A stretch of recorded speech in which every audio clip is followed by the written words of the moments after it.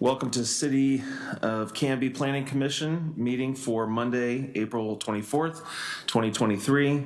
Please stand for the Pledge of Allegiance. I pledge allegiance to the flag of the United States of America and to the republic for which it stands, one nation, under God, indivisible, with liberty and justice for all.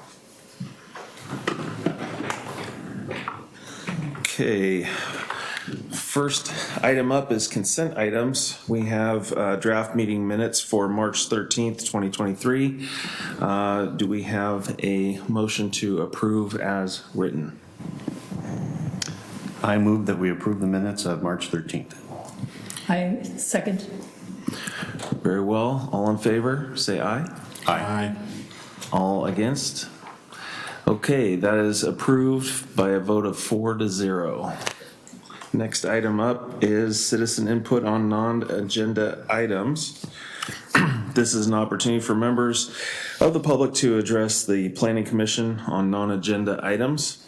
Each person will be given 3 minutes to speak. Staff and Planning Commission will make every effort to respond to the questions raised during citizens input before the meeting ends or as quickly as possible thereafter.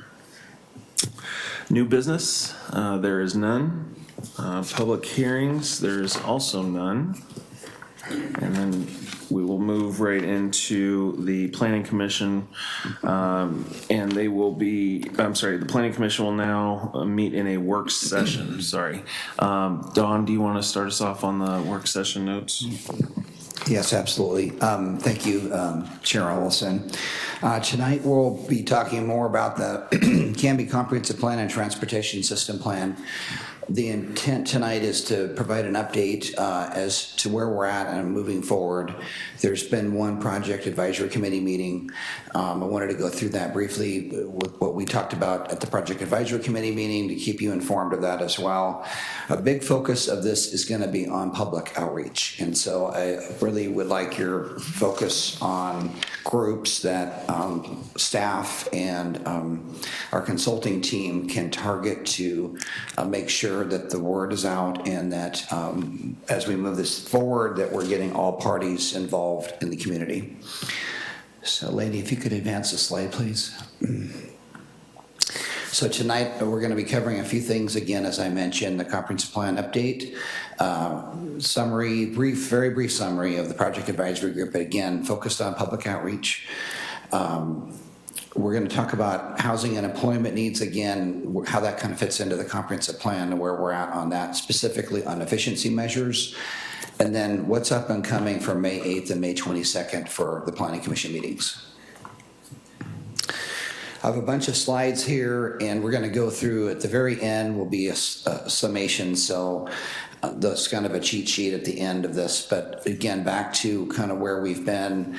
And I'm going to go ahead and just click off the economic opportunity analysis. The recommendation from Planning Commission was given to City Council. They approved that last week, so that has been moved forward. Housing production strategy is continuing to be reviewed. That's likely going to be going through a filing process probably in the fall of 23. That's continuing forward, and we're continuing to work with Department of Land Conservation and Development on a few items dealing with housing density and assumptions around housing density, those elements that relate to that process, and specifically the billable lands inventory that will end up setting up the need for acreage for housing to accommodate the roughly 6,000 forecasted residents in Canby over the next 20 years.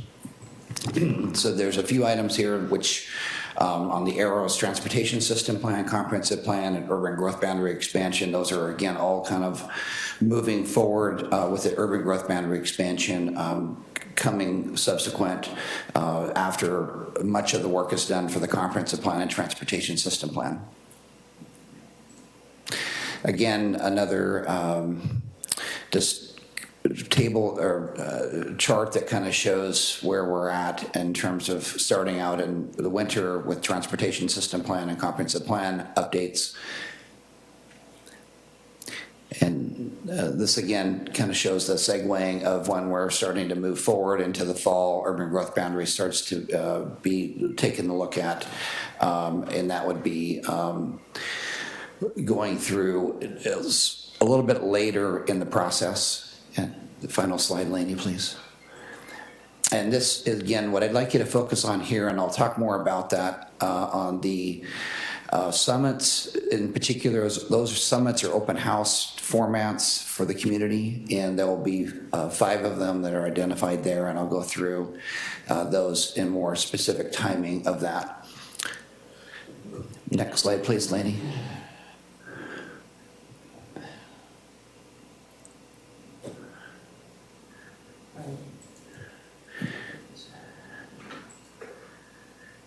So there's one, I think we skipped a slide, Laney.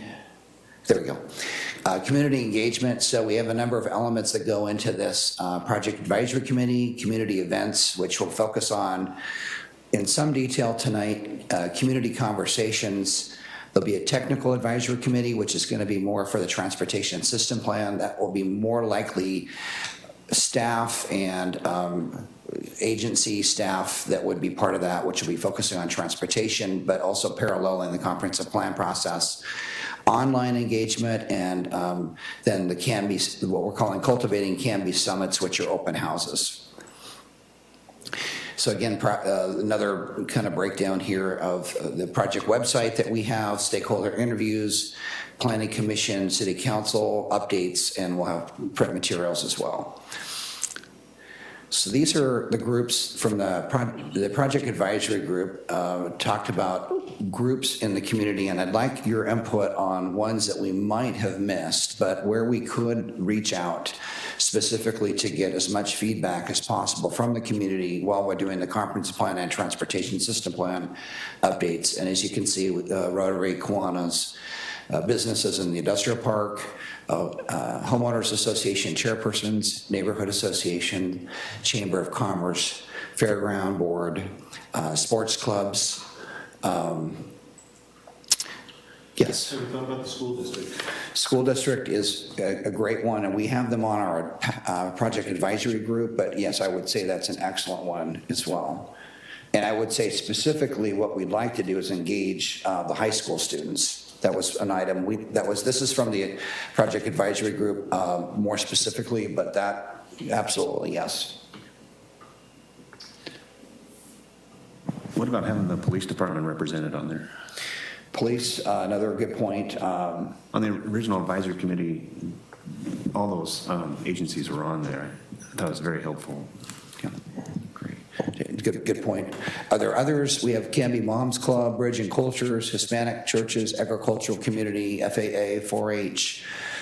Community events, we're planning to have a booth, for example, for 4th of July. And are there other things that we could add to this list? I'd put the fire department on there too. And yeah, Canby Fire is on the pack as well. Are they? Yeah. And Bridge and Cultures, is that Bridging Cultures? Yes. Bridging Cultures? Yes, that is correct. And the Canby Historical Society? And the other thing I would do too, Don, is, once, do you have any idea, do we have any inclination where this thing's going to grow for housing and for industrial? And the reason I ask that is I would keep an open position. You need to get those properties, those stakeholders, they should be represented on there as well at some point. Absolutely. And I think at this point, and I'm going to get into a little bit of like where we're at on the process. That's a little ways down the way. Obviously, property owners are very important in this process. There are some things that happen before we even get to that point about existing conditions and looking at those and establishing levels of service for roads and utilities, which kind of starts that before that process. But as we get further down the path and then we start to get into scenario planning and community visioning and those kinds of things, that's really where we kind of start to engage the property owners more, is at that point where scenario planning and visioning is really starting. Any other thoughts that we can come back to this as well. So I'll continue. So just a little bit of a refresher again, for, what we're looking at for 20 years is around 6,000 new residents, which is forecasted by Portland State University. And again, that's really the target for housing, that's more specifically in terms of housing unit issues. Next slide, please, Lainey. And again, about 2,300, that represents about 2,300 additional housing units in the city.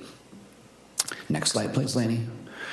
And this gets into the efficiency measures on urban growth boundary, what's required to do that. There's a fairly elaborate process with Department of Land Conservation and Development to justify the need through a billable lands analysis, showing there absolutely is a need to expand the boundary. We're going through continued dialogue with the LCD on that. Part of that process is having efficiency measures as well. Those would be code items that we would have the Planning Commission vet, and that's the first round of that, obviously going through City Council as part of that update process. The 3 items that we've identified are plan unit development code updates, creation of cottage development ordinance, and creation of mixed-use overlay zone along 99E, which would allow for a mix of housing and commercial, could be vertical or horizontal. Next slide is about Canby employment. Overall, you've seen this slide before, and again, City Council adopted the economic opportunity analysis and the medium growth forecast as part of that. So that plays into back to Commissioner Llewellyn's comment about where this might go. We're not at that stage yet. We do know the acreage for the need for industrial in specific. We don't have the exact acreage yet for residential. Just a little bit of kind of establishing a framework here, because I know some of this can be quite conceptual and abstract. So as we go through this, really in broad brush, we're looking to move this forward to goals and policies, and that's really where the comprehensive plan takes off. Before we get to the development of goals and policies, we have a review of existing conditions, background reports, everything from the existing comprehensive plan, transportation system plan, public utility plans. Those all get reviewed as part of baseline information, then establishing the levels of service, which will deal with road infrastructure. What are the levels of service? Meaning it'll get into even design elements related to that. And then from there, community visioning, development, and scenario planning, and then developing policies. And just to give you, what does that really mean? And this is not to say these are at all what we will end up with, but there'll be several chapters in the comprehensive plan just kind of laying this out. So we'll have the housing chapter, land use chapter, economic chapter.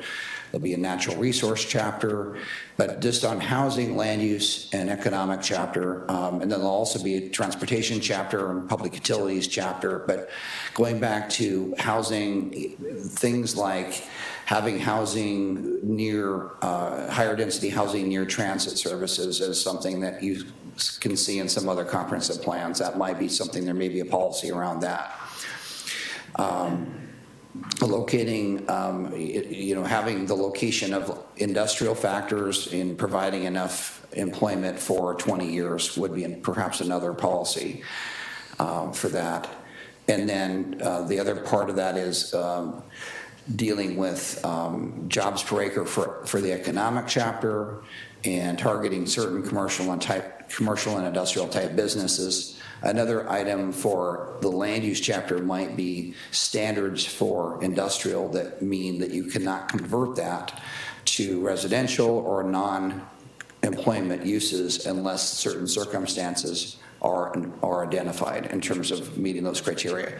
That also sets the standard up for the zoning code specifically in terms of if we have new code in our, let's say for example, new residential zoning, or we are adjusting existing zoning, these policies will help direct that process.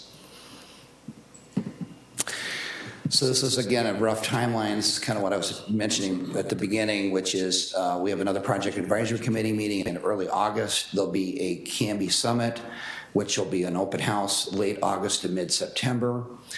then another advisory committee in late October, then another two more open houses in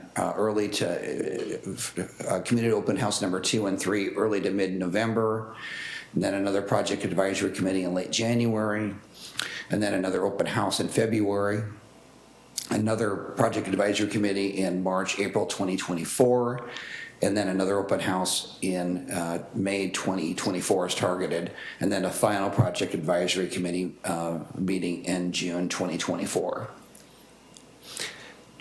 Craig?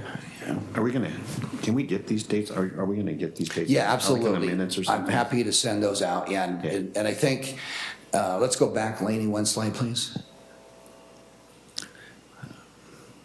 So again, I think I'm trying to give you just as we go along here, we don't have a lot of detail to share other than a framework, and I'm just trying to make sure that you're understanding this. There will also be joint sessions with the city council. They want that. I think it's a good idea. It has a lot of, I think, value for both bodies to meet together and discuss these items. But the next step really is the existing conditions and levels of service really are kind of the beginning of this process. That starts to unfold then into more of the visioning process and scenario planning as we move into like summer, fall, and into winter. So there's quite a bit to be done still. And so this really the intent tonight was to give an overview of where we're at to date and ask if you have input or questions to seek those. And that's what I've got tonight for this. It's pretty short and simple. Thank you. Nice slides. Thank you. I like all the graphs and charts. And well numbered. Yeah. I can tell that we're at the end because it's 18 of 18. Okay. Appreciate that very much. Okay, and so, So what I'm seeking from you tonight, and kind of maybe if you have other thoughts on where we can outreach, and really the intent tonight was a continued education process on that. I would say as we move into May 8th and May 22nd, I don't have an exact timeline. We do have a consultant on board to help us through the efficiency measures, which is the plan unit development, cottage ordinances, and mixed use ordinance along 99E. We'll for sure be engaged in June on this, but I don't, that contract just literally been signed. And so I don't have this precisely down, but you will be seeing them with us engaged, and that'll be more seeking out input specifically on those 3 items for efficiency measures. And I also would like to continue to have this framework so that it's not confusing. There's a lot of moving pieces here, and if you have not gone through this before, I would not expect you to even understand all of the elements. So and also the community hopefully is on board listening to this and also being learning about this as well. And that the one piece that I think that we obviously want to do is have the newspaper involved, Canby Herald, Canby Current, newspapers. They're a really good source of information, and they've been very helpful on the housing stuff. They wrote a full article on that. I would really like to engage them more as well. So, And I did on the outreach committee, is the chamber on there? they are, yeah, they're actually on the pack, yeah.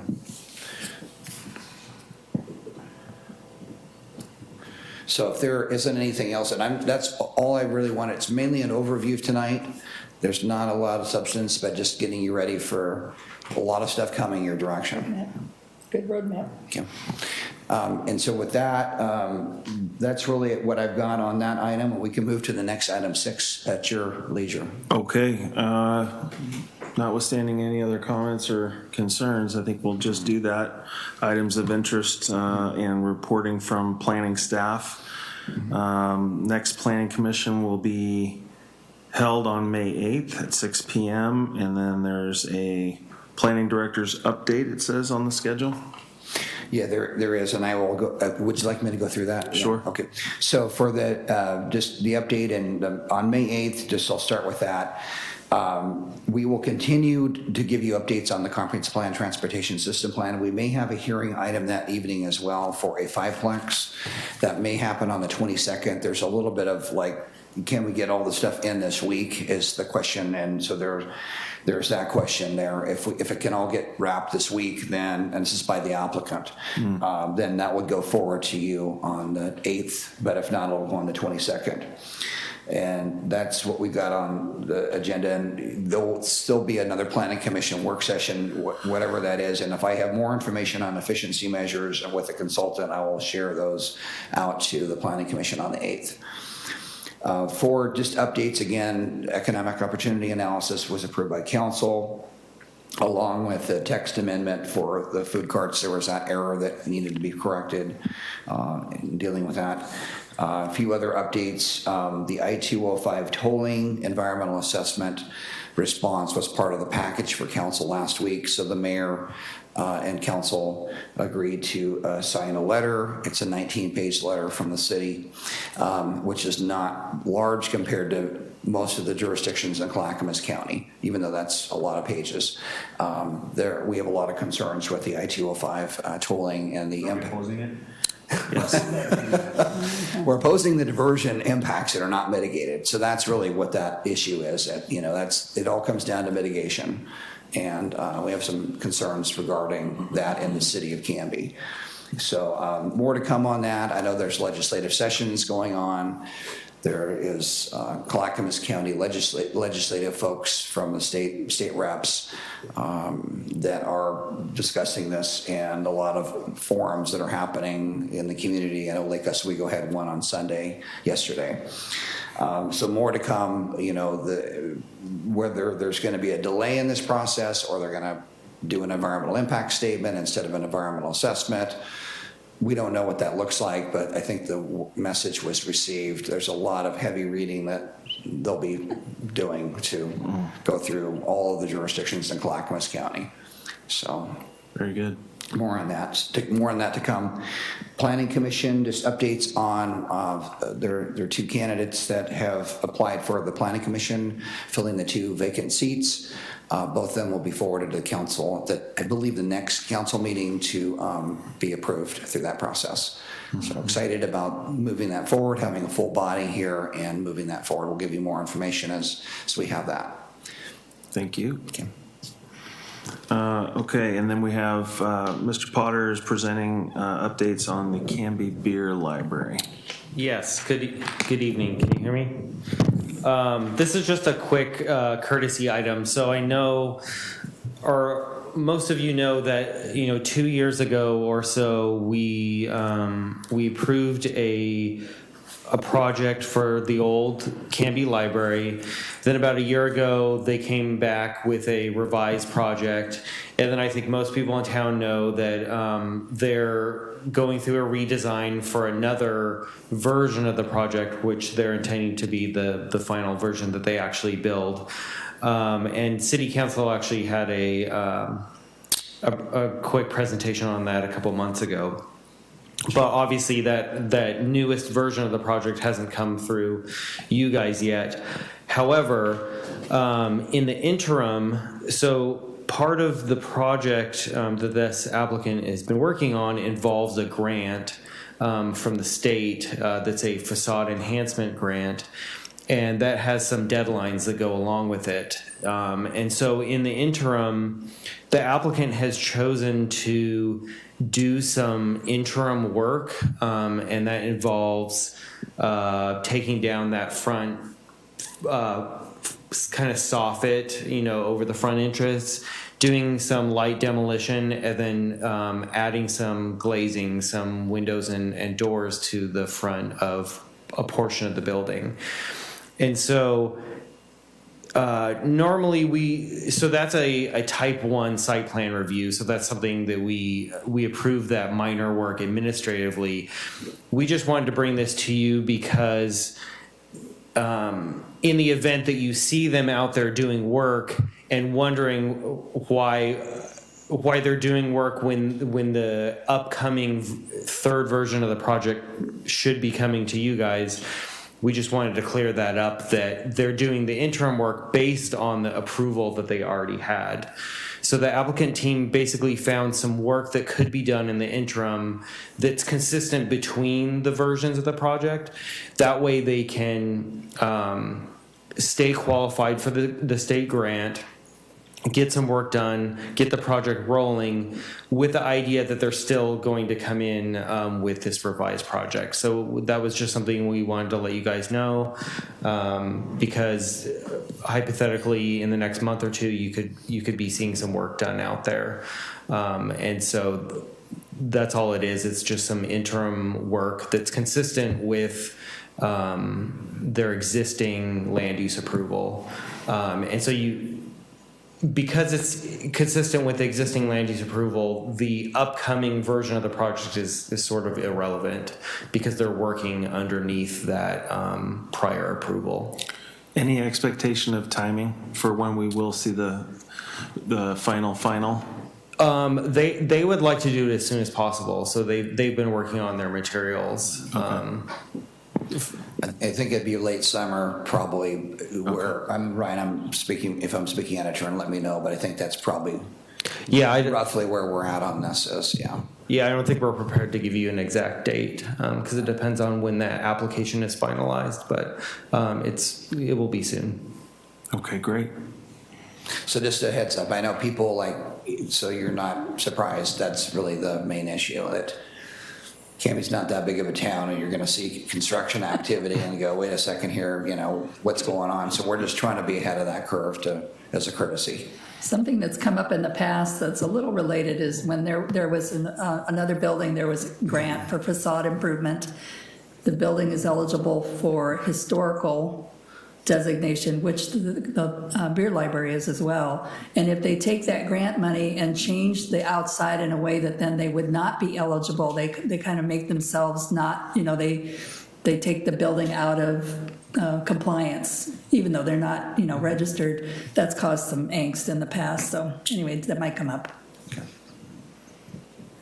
Very good. Okay. Anything else from the commission? On that one topic? Or anything else? I think we're out of topics. Okay. Do you all know Scott Archer's leaving the city? Mm-hmm. Okay. And not that affects us really, but Who's Scott Archer? city manager. Yeah, city administrator, yeah. That's right, Scott. Yeah. Yeah, I haven't really met him. And then one other thing, just FYI, and everybody here is so good about mentioning things to me that are heritage related, and you've heard about the tree. So thank you, Don, for sending out a note about that. You're welcome, and I think, not to dive into that too deeply, but I think we're trying to be the liaison here on. Yeah. I mean, we will do everything we can to make things the best they can, but we also understand and appreciate other people's expertise and historical knowledge on things in the community, and we want to lean on that. So just, So there's one tree in the city that is on Oregon's heritage tree site, which is part of Oregon tourism. It's not the only one with a Canby address. It's the only one in the city limits. It's the Philander Lee oak tree that was designated, I don't know, 8 years ago, 10 years ago, something like that. Well, it's going to be taken down by the property owners.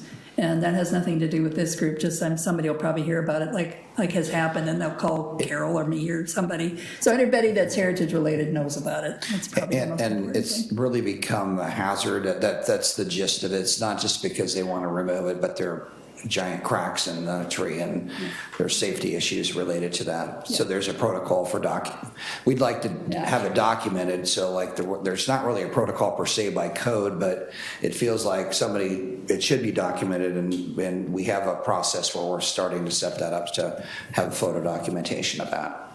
Okay. That's it. Thank you. I just have one tiny little, just a housekeeping item. Now that we're allegedly going to have a full panel, just want to establish a little bit of a sense of order when it comes to comms. If anybody's missing or going to miss a appointment, I'd just like to suggest it just kind of, get updated whether to one person, whether it's Dawn or myself, just so we know we have quorum ahead of time, or if somebody has to call in sick.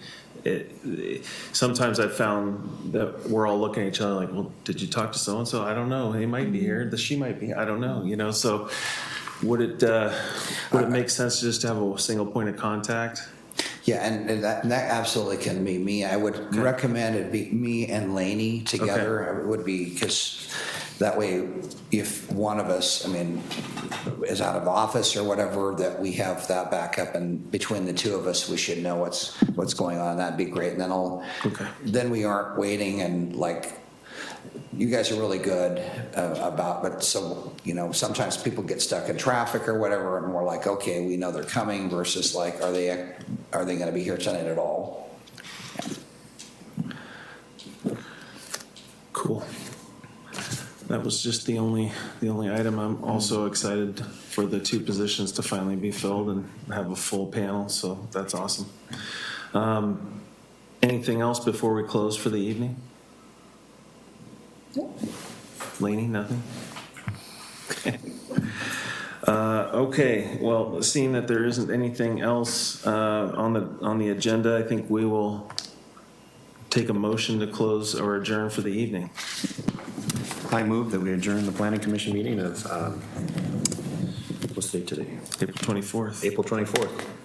I'll second. All right, all in favor? Aye. Aye. All right, we are adjourned for the evening. Thank you very much, Canby.